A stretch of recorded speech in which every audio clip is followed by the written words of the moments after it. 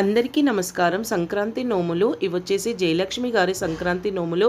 జయలక్ష్మి గారు ఇంకా వాళ్ళిద్దరు అమ్మాయిలు, పెద్దమ్మాయి, ఇద్దరి పాపలు, మొత్తం 5 మందివి కలిపి ఇక్కడ సంక్రాంతి నోములు ఉన్నాయి. ఫ్రెండ్స్, వీడియో అయితే ఎక్కడ స్కిప్ చేయకుండా చివరి వరకు చూడండి.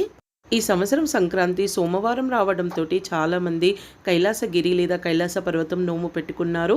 దీనికని 108 దీపప్రమిదలు, 108 విభూతి ఉండలు, 108 రుద్రాక్షలు, 108 కాయిన్స్, 108 రుద్రవత్తులు పెట్టి ఈ విధంగా కైలాసగిరిలాగా చక్కగా అరేంజ్ చేసుకొని గౌరమ్మను పెట్టుకొని నోముకున్నారు. వాళ్ళ పెద్దమ్మాయి కూడా సేమ్ కైలాసగిరి నోము పెట్టుకుంది. ఇక ఇది వచ్చేసి సౌభాగ్యలక్ష్మి నోము. చీరే, బ్లౌజు, కుడుకలు, పండు, తాంబూలము, సౌభాగ్యానికి సంబంధించిన మంగళకరమైన వస్తువులన్నీ కూడా ఇందులో పెట్టుకోవచ్చు. ఇలా పెట్టుకొని నోముకోవాలి. దీనిని సంక్రాంతి నోము అంటారు. పతంగులు ఇంకా చెరకాలు పెట్టి నోముకుంటారు.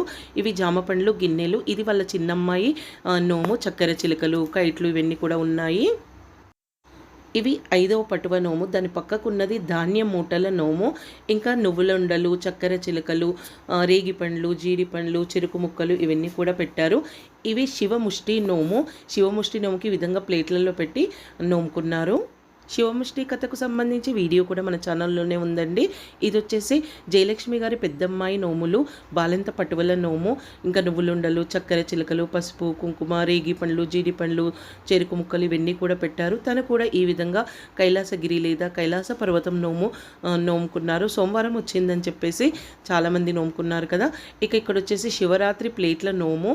ఈ పైన ఉన్నాయన్నీ శివరాత్రి ప్లేట్లు. అంటే పండుగకు మనం ఏమేమి తీసుకెళ్తామో అవన్నీ కూడా ఈ విధంగా ప్లేట్లలో అరేంజ్ చేసి నోముకున్నారు.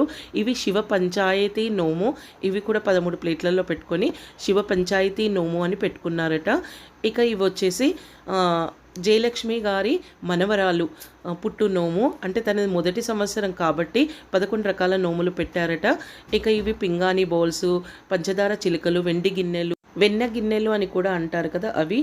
ఇంకా జామ పండ్లు, పిడికిళ్ళు, టెడ్డీ బేర్లు, పాపకు సంబంధించిన వస్తువులన్నీ ఈ విధంగా పెట్టి మొత్తం 11 రకాలు పుట్టు నోము అని మొదటి సంవత్సరం నోంపిస్తారట. ఇంకా వీటితో పాటు 5 రకాల డ్రెస్సులు పెట్టి నోముల కిందికి పెట్టి నోంపించారు. ఈ విధంగా జయలక్ష్మి గారు, వాళ్ళిద్దరు అమ్మాయిలు, వాళ్ళిద్దరి మనవరాళ్ళు నోములన్నీ కూడా చక్కగా అరేంజ్ చేసి నోముకున్నారు. ఫ్రెండ్స్, చూశారు కదా జయలక్ష్మి గారి నోములు. మీరు ఎలా నోముకున్నారు అనేది కామెంట్ చేసి చెప్పండి. ఫ్రెండ్స్, ఈ వీడియో చూస్తున్న వాళ్ళలో ఎవరైనా ఇప్పటివరకు మా ఛానల్ని కనుక సబ్స్క్రైబ్ చేసి ఉండకపోతే సబ్స్క్రైబ్ చేయండి. పక్కనే ఉన్న బెల్ ఐకాన్ని క్లిక్ చేయండి.